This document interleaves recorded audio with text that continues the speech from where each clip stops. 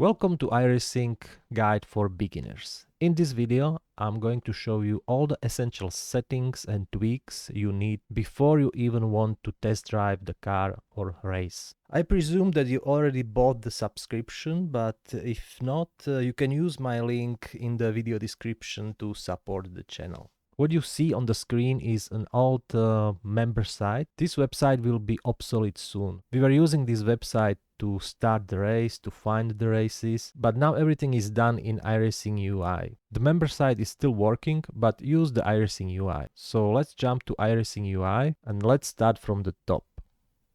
If you click on the helmet, you can see your profile. You can fill up the profile, your nickname, if you have a YouTube channel, or what cars you like. Up here you have licenses. As you can see, I race only road, and the rest of the licenses are still in rookies. Here you have all your stats, and here is your driver. You can customize your driver, or a helmet, suit, or the appearance of the driver. Next to the helmet you have all the licenses. You can see your I rating, safety rating, and this small icon is very important. This is how you run iRacing. So you can switch between monitor or VR. Let's skip to the store. The store is for buying cars and trucks, as we know. And down here you have your content. So these are cars that you own. Same for tracks. Okay, so let's go to the screen that you will be using the most probably. And it's the series list. You can filter this series by tags. So enable match all tags and also what you are eligible to drive, what you own. And I like to also enable the fixed setup because I don't have to tinker with the car setups. Fixed setups series use same setups for all drivers and it's fixed. You cannot change it. In the beginning you will be in the rookie class. You can also filter by the class, but let's enable the rookie class for now. So you will see something like this. For the road, you can choose from Mazda MX-5, Formula Ford and Formula V. These are all amazing cars and I still race them frequently. But before you try any car, you maybe want to customize it. You can go to Paint Shop and select the car you want to paint. Here you can choose from some different patterns on the livery, pick the color, design your wheels. But if you want to really customize your paint, you can use paints already made by another players. For this you have to sign up to Trading Paints, and on Trading Paints you can pick any paint for any car you want. There are thousands of paints. To see the custom paint in iRacing UI, you have to enable Show Custom Paint. But don't worry if you forgot to switch this on, because if your trading paints are running, you will be racing with this paint and you will also see other players' custom paints. So let's say you want to test drive car or truck. You can go up here and hit test drive. You can pick the car, you can pick the track or weather. But if you want to practice the car and the track for the specific series this week, you can just click on the series, go down, go racing, and test drive. We will jump now to the test drive because there are essential settings I need to show you as well. The first thing you have to do when you start the game is to configure the controls or calibrate the steering wheel.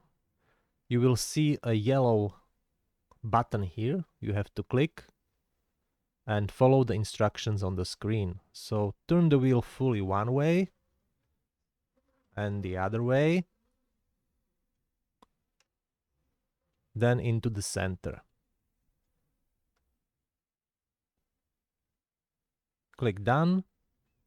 Now turn your wheel 90 degrees left.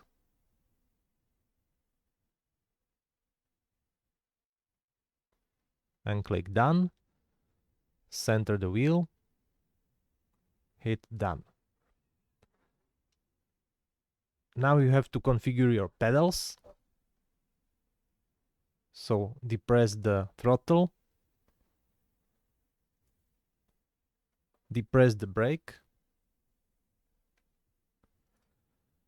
And if you have the clutch, you can use the clutch. Now set up the buttons for shifting, so upshifting,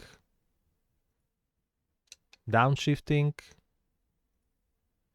and if you use H pattern shifter, you can set it up here. Now you have to choose few buttons, but don't worry, you can change these settings later. So look left, look right, and the button for enter, exit, repair, and the setup is complete. So let's go through the screens and talk about essential settings here you have to set. From the top, you need to set your steering wheel range. So it depends on the wheel. I have T300 and the steering wheel range is 120 degrees here. Now you can see if you hover over the control, there is an explanation down below under the window. So it's pretty easy to set up. If you hover the mouse over the load cell brake pedal, it will explain you what these settings are for. So load cell brake pedal is pretty self-explanatory, but there is one thing I would suggest, that even if you don't have a load cell brake pedal, but you have some kind of mod on the brake that it feels progressive, like I had on my T3 PA pedals, check the load cell brake pedal. If you uncheck this, the brake pedal will be not linear. This is for potentiometer pedals, but if you have a mod, just check the load cell brake. Now force feedback, of course enable force feedback, and if you have a direct drive wheel, use a linear mode. If you don't have a direct drive, uncheck this option. As you can see in the explanation, if not checked, we will boost the smaller forces and decrease the larger forces. You can also check reduce force feedback when parked. And now the strength. We will come back to the strength later because this is set up in game when you're driving. Wheel force, you have to set up the wheel force for your wheel and hit auto. This is important for the strength. I will show you in a minute. The rest of the settings are personal taste, but the minimum force is based on the wheel. I use 1% minimum force. Driver's view, you can play with it. And here you can see that you can still change the buttons that we set before, like enter, tau, exit, look left, look right, or look up, roll down. Driving aids, this is different for each car. On some older cars you have to use throttle blip, or if you are really beginner you can use auto shift, and these are basically your aids. On some official races you have to disable some of the aids, so look out for this. Also check use custom controls for this car, because this will save the settings for each car. So maybe for different car you will need different buttons and so on. You have to do these settings for each car only once, and then it will be saved.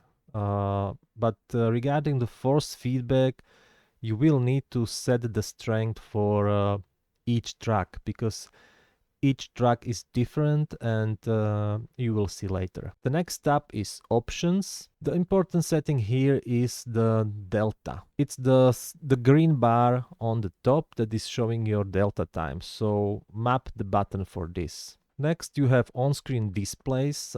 This is displaying just your FPS or other features. Here is nothing really essential, so we can skip to graphics. I made a video about iRacing graphic settings, so I will be not talking too much about it here, but I will have to do an updated one because iRacing released few updates and few things changed here. So I will do a video about it in the near future. If you are interested, you can subscribe. But quickly, you have some presets here, or you can customize your graphic settings.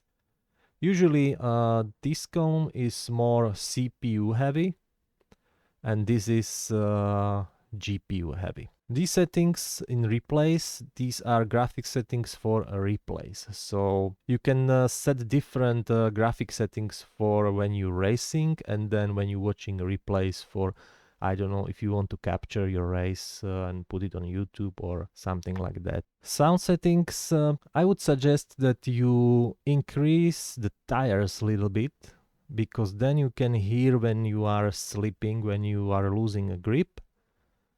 And here in devices, if you want to use the new feature like open face helmet sounds, earplugs, or closed helmet, you have to set the X audio to. Here is the voice chat, and you can also customize it here if you want to hear other players or if you don't want to hear them. And if you are using a microphone, you can set it here, and you can also choose the playback of the voice chat if it will be going from your headphones, speakers, or VR headset. The button you will need to map here is push to talk. So if you want to talk to other players, you have to push this button and then you can talk. It's pretty easy. Controls, the essential settings here are speed limiter if you are racing open wheel cars, formula cars. Also tier of visor. This is a Mazda MX-5, so you are inside, but if you are in open wheeler, your screen gets dirty over time, so you have to peel the visor off. For VR users, most important thing here is to recenter your headset, so pick the button for that. The good idea is also set the controls for the black box. In black box you can change settings when you are racing, so it's good to have some buttons for that. Okay, now let's jump into the car, and I'm gonna show you how to set your force feedback strength in game. But first, here you can see the black box and other UI elements, and if you want to move them, you have to hit Alt and K. These boxes will lit up, and now you can see you can move them anywhere on the screen if you want to change position, and if you hit Alt K again, they will be locked up in the position. So here is the black box, and if you map the buttons for changing the black box, you can use this, or you can use the mouse and find graphics adjustments. Here you can customize your mirror and your driving position, your driving height, but we are going to talk about force feedback strength. You can of course manually set the force feedback strength, but the best way in iRacing is to drive few laps, usually just 1 or 2 laps, without going off track, and the small auto text or auto button will pop up here at the bottom, and this will automatically set the force feedback strength for this car and this track for you. So let's drive few laps and you will see what I mean. Okay, so after driving 1 lap, you can see the auto here. So just click it and iRacing will set the force feedback for you. It's important to not go off the track or on the grass. It may change over time after a few laps, so I suggest you go few more laps, and if this auto text is still grayed out, your force feedback is good to go. And the last tweak you should do before racing is to go to your documents and iRacing folder, find app.ini, open it, and try to find auto reset pit. Now you can see that my value is 0. You will have here a value of 1, so change it to 0. This is because by default, when you go to the pits, all your tires will be replaced and you will be refueled as well, and you will lose a lot of time when you have just a small damage and you go to the pits and you want a fast repair. You have to wait for tire change and refueling if you forgot to disable it before the race. So if you set this value to 0, by default it will be disabled. So if you go to the pits, only fast repair will be done and no tire change, no refueling. So this is very important because you will lose a lot of time in the race. So I hope you like this guide. If you have any question, let me know in the comments and I will see you in the next video.